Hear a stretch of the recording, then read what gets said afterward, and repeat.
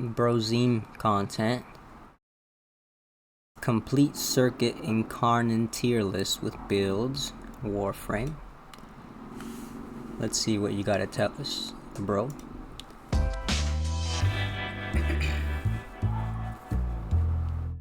All right. Hello and welcome, everyone. So today we are finally going to be talking about all of the circuit Incarnons and my grades for them, and the Incarnons Explained page is now up on the site. So if you go to rosheim.com, you can follow along there. The link to the exact page should be in the description, but if you just search for the Incarnons Explained or the Incarnons page, it will pop up. Today, this page is now done. This is basically just like an explanation of like how the evolution numbers work and all of that good business, how to get the Incarnon adapters. A small note on the other Incarnons, the original Incarnons, if you would. There's a small page on the Zarmon right now. This page is still under construction. There's going to be, a bunch of farming guides and stuff here eventually, but for right now, a small little Incarnons of the Zarmon thing is available on the site as well. So if you want the evolutions that I use for those weapons, they are available there. Those weapons don't have grades, though, as the grading thing I'm going with the Circuit Incarnons is a little specific to it.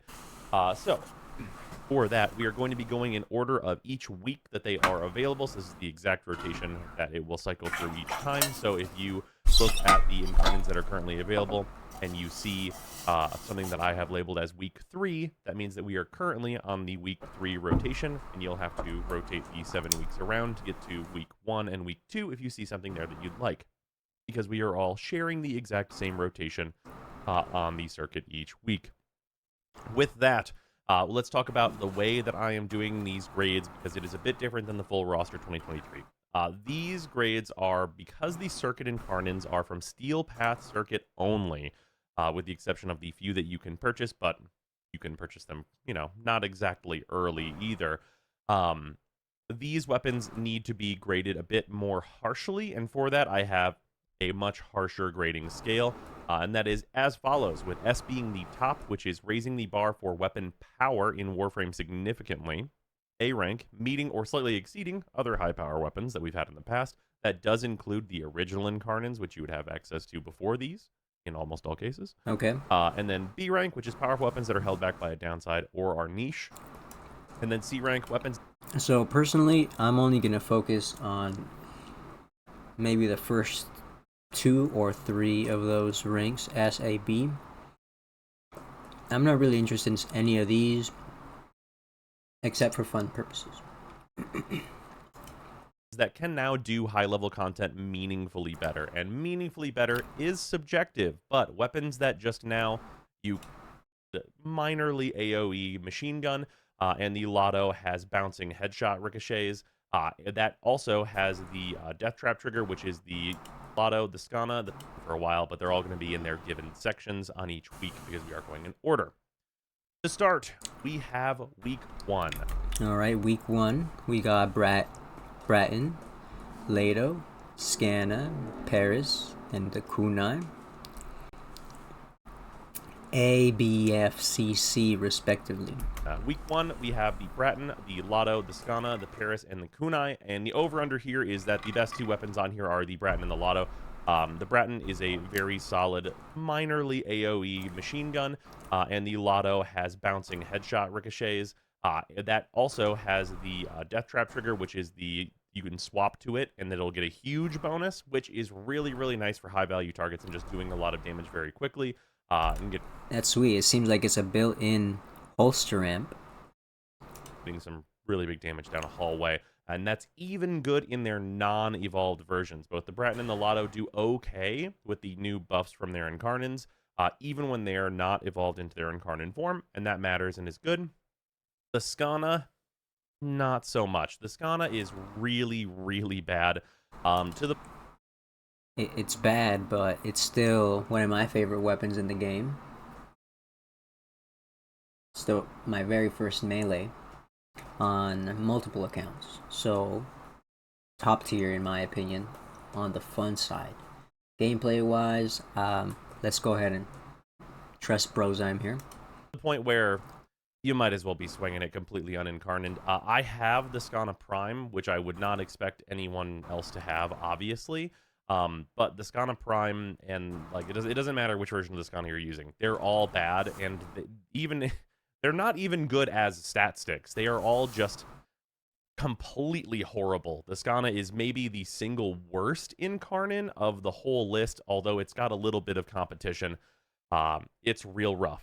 As for the Paris gets the lowest grade besides the Skana here, and that is because the Paris has not only competitors that are also... Alright, that's good enough. Let's go to week 2.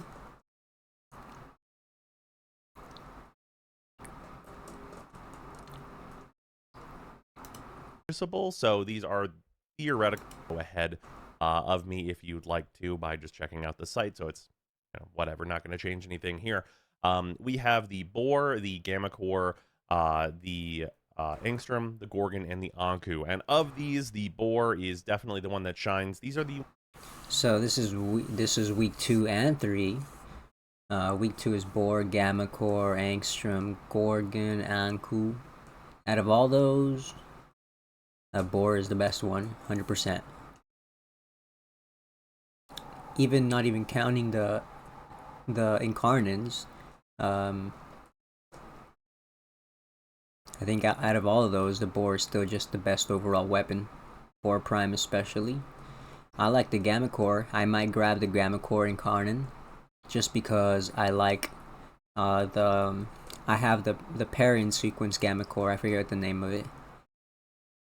So it might be kind of cool to try it out with the Incarnon. And in week 3 we got Bow, Latron, Furus, Firax, Strun. Out of all those, Strun and Latron, 100% grab. Top tier. Latron, absolutely I'm very excited to grab it. That's actually what made me try the Duviri content in the first place. Yep. And Strun, definitely gonna grab that. Furious is apparently pretty good, but I'm not very interested in it. Ones that are also purchasable. So these are theoretically the first of the circuit Incarnons that you could have access to. Overall, after their kind of second pass at making them a little stronger, I think that these are pretty good. The Boar is definitely the standout strongest one. It is like just auto-targeting beams of death that are going to wipe most things out, and its main fire is also not too bad, being the full auto shotgun that it is. The Gamma Core, I do have some misgivings about Gamma Core at B, because I think that there are a lot of benefits to it, because the Synoid Gamma Core does have the constantly generating energy for you thing going on, but the big downside is that it doesn't always proc impact on its AoE, only on its direct hits. If it was always procking impact on its AoEs, it would be much, much better, because you could take a lot more advantage of the Hemorrhage mod. But because you can't do that, it really kind of defeats the purpose of the AoE, and the AoE is also not super large and is a bit on the slow side with like the suck-in that it has to do. Alright. Tell us about week 3. Week 3 Incarnon's reminder. We have our third week, which is both so good and so bad. Because we start with the Bow, which is just awful. So the Bow is, it's theoretically good. In theory, the Bow could be good, but the real problem is that the Bow is a gigantic, huge AoE weapon that is helped in that with its evolutions that has absolutely no follow-through whatsoever. You just cannot keep damage up whenever you're hitting all those enemies, and because of that, there's kind of nothing to be done. So you can hit a lot of enemies and build combos super fast, and you're just never going to get damage out of it. You're just never going to get to the point where you're actually really doing damage. The third evolution that you have the option to choose, which is sometimes turning impact procs into slash procs, is a joke. And I really think that the Bow just needs so many things. I mean, melee weapons in general kind of need so many things right now at a lot of levels of play, except for the early game. But it's really tough right now. After that, though, we have the Latron. The Latron is our first S rank. The Latron is absolutely insane. Not only is it fairly easy to charge up, requiring not too many headshots in order to max out its charge, also it gets an absolute ass ton of Incarnon ammo. Every How much? single shot from this has the potential to basically clear a hallway on Steel Path with no questions asked. Not a problem. Just gone, erased from this earth. You are basically shooting super bouncy balls of death anywhere you want. These will vaporize acolytes. Just anything they come in contact with will no longer be in contact. It is very, very powerful. It is maybe my favorite of all of the Incarnons to use. It's the best one, I'm telling you guys. I held off on Duviri content for a long, long time. But when this rolled around, I knew it was time to get started. Yep. And is just excellent in every way. I could not possibly say more positive things about the Latron. It is extremely, extremely good. And I will be using it constantly for the foreseeable future. Similarly, another of my favorite of these Incarnons, which came as a huge surprise to me, is the Furus, which I'm going to... What about week 4? We got the bangers for us. Lex, Magistar, Boltor, Bronco, and the Ceramic Dagger. Out of all those, the Ceramic Dagger is a must get. Absolutely must get. Lex is also game breaking, basically. I want to get that. But first, Ceramic Dagger for me. Once again, first and foremost, we have the Lex. So the Lex is getting an S grade. If that is surprising to you, that means you haven't seen someone use the Incarnon Lex yet, which is fine, but I would highly suggest that you give it a look if you think it's not going to be S rank for some reason. The Lex is so strong as to be competing with things like the Latum, which is also just incredible, and it is just evaporating enemies. The big thing that the Lex gets is that it always procs impact, and because it always procs impact, it gets to use hemorrhage, and getting to use hemorrhage means that you get a secondary weapon with that quality of mods and the quality of stats that's on the Lex and the very nice AoE that is also going to be proccing slash the vast majority of the time, like primary weapons do with Hunter munitions. That is insanely strong, because that consistency of slash procs means that things just don't live. You look at them and you take a picture of them dying. Like, that's more so than shooting them. You really are just, photographing their death when you pull the trigger. It is just completely just hallway annihilating. Like, you are scrubbing a ship when you fight. Let's hear about the Ceramic Dagger. Is really the big one here. This is an insane stat stick, allowing and enabling the brand new Gara build that I'm just hoping doesn't get very, very much. I really am just hoping that it doesn't get nerfed. So here's hoping that doesn't happen. But yeah, overall, really just like a very solid melee weapon. You can like easily kill Demolus with it. It's really nice overall, and which is refreshing to have a weapon that is both a good melee and also a stat stick. That's a nice change of pace. But yeah, moving on, let's check out the builds real quick. Like, we have the Lex build here. I do have steady hands on. Okay. Creeping Bullseye stands out. Hemorrhage. Pretty standard. Secondary Merciless too. Pretty standard. On here once again. Yeah, what sucks about this one is the investment. That's why I haven't built out my Lex. But I will. Just like prefer the stability. The Magistar. And then the Magistar, it's worth noting that this build is doing heavy attack stuff, which is like what the Magistar kind of wants you to do. In terms of specific stat sticks built for Korra or Atlas, you're going to have to check out those specific videos for those specific Warframes. The Boltor, we have this build here, which is what I'm on with it. It's actually much better than I thought it would be. And then the Ceramic Dagger, we actually have two builds that I wanted to show. Let's see it. So Pressure Point, Reach, and Prime Fever Strike, a lot of damage. Corrupt Charge, okay. Gladiator Might, Focus Energy. Off. The Ceramic Dagger is this build here. This is just generally what I use. What's Focus Energy again? Let's see.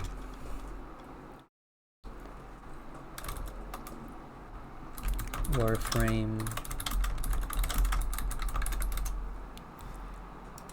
Oh, okay. 40 attack, heavy attack efficiency, and 60 electricity. I don't have this mod.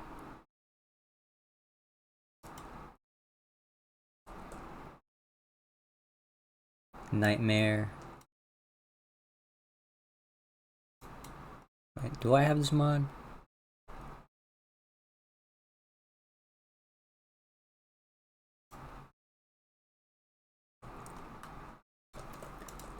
For heavy attacks and such, and just like kind of just using it more generically. And then this is the crit stick build. If you're looking for... Alright, this is what I'm interested in. High crit, let's see. Fever. Blood Rush. Sacrificial Steel. Corrupt Charge still there, yep. Organ Shatter, yep. Okay.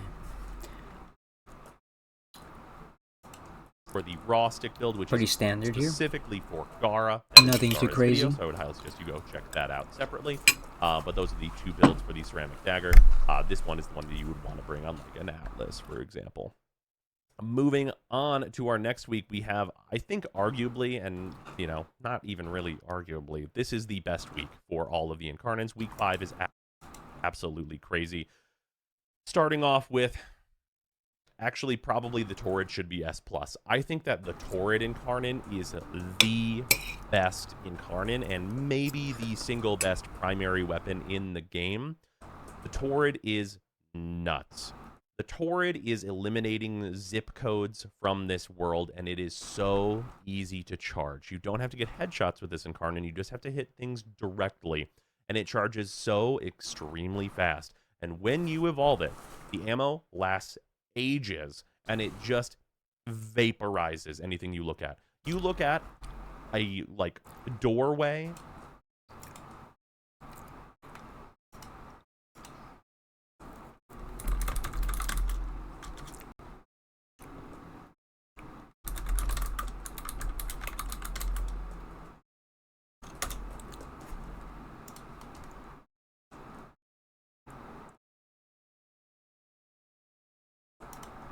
Week 4 was a difficult week. High-level steel path at the expense of a ton. Testing the problem with this.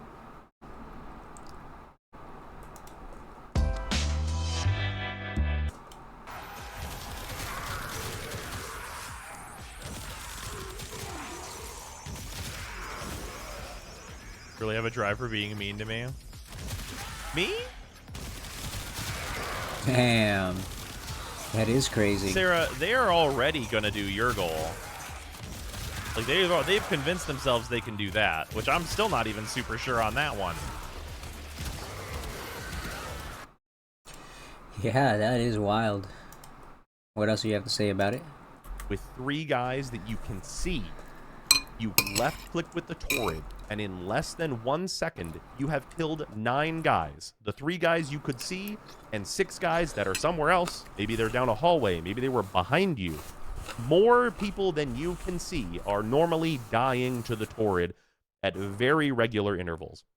This weapon is eliminating all life post-haste, and it is extremely impressive. It is extremely easy to use, and it is extremely, extremely powerful. If you get to this week, pick up the Torrid and then one of the other ones, because the Torrid is just crazy. Okay.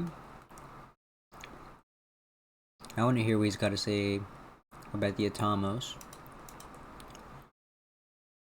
A little bit, just like on both edges, it's just a little wavery in terms of the speed at which it can do those things, and the power that its Incarnon really provides, with its Incarnon being kind of like a flip-flop from its main fire, where it, like, each one is good for different things, which also, of course, does have its benefits.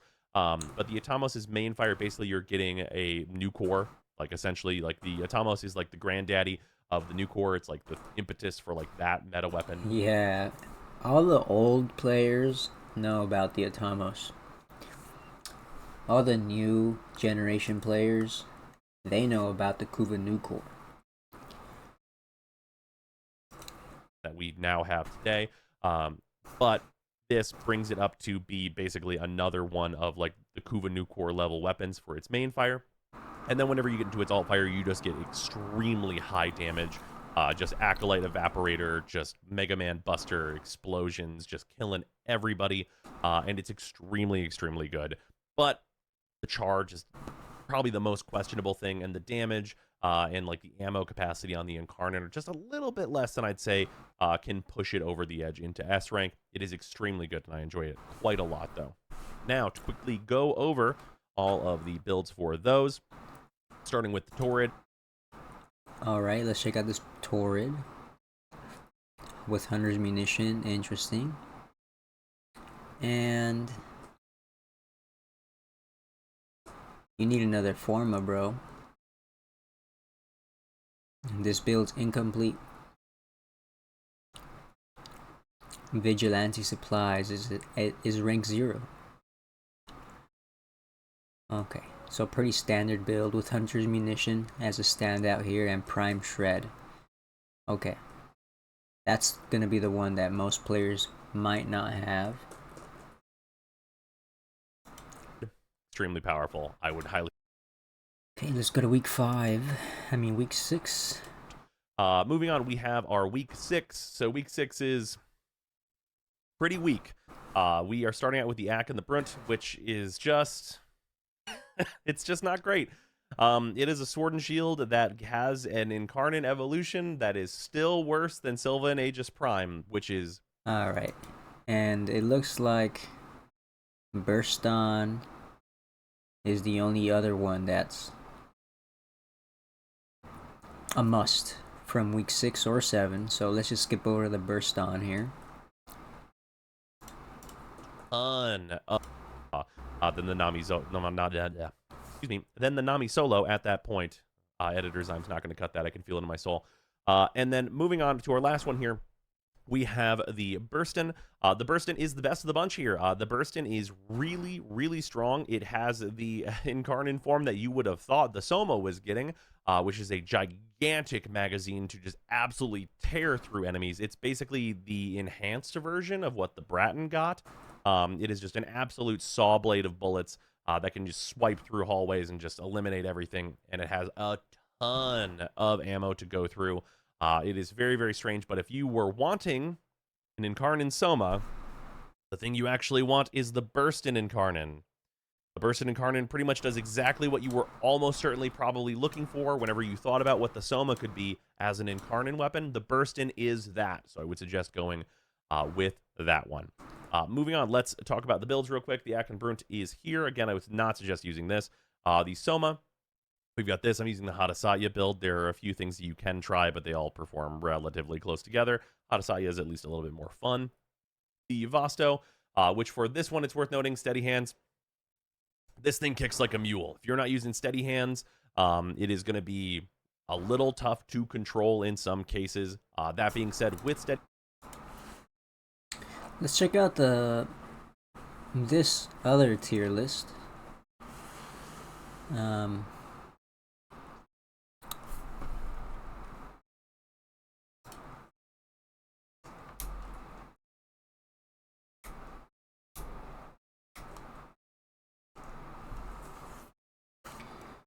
So this other guy is saying the Lex, Electron, Strun, Ceramic Dagger.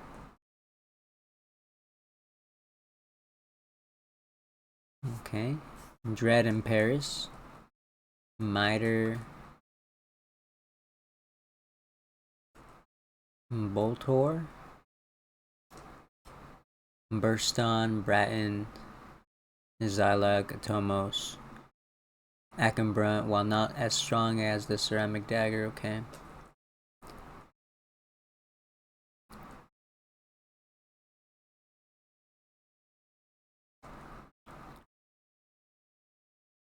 Where is the Torrid?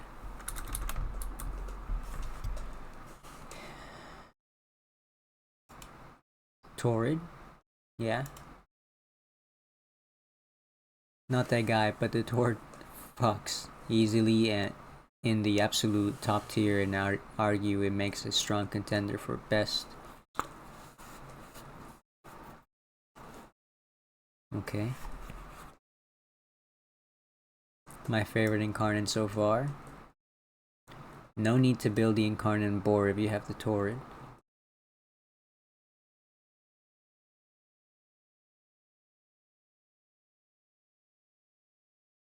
Interesting.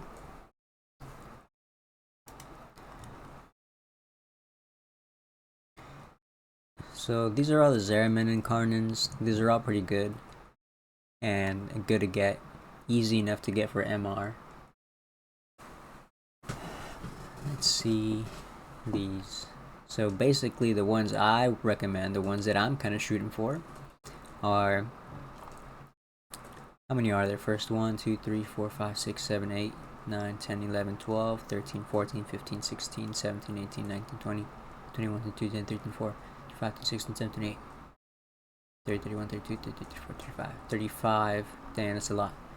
I'm not gonna get all of them, no way. These are the ones I'm shooting for. Bratton Incarnon, Lado, Boar, maybe Gammacore. That one's more because I have the Synoid Gammacore in my permanent arsenal, so I think it might be kind of fun to try it out, but it's not a priority. Oregon, no. Latron, yep, absolutely. This is the one This is the one I got first. Lex, yep. Strun, definitely grabbing the Strun. Ceramic Dagger, 100%, another one. Top tier. Miter, I've never used a Miter, but I'm gonna trust everybody saying that it's a great one, so maybe I'll grab that one. Torrid, okay. Tomos, I want to get that one. Burst On, I want to get that one for sure too. And I want to get the Cyber Incarnon Genesis. I can't wait to try this one out.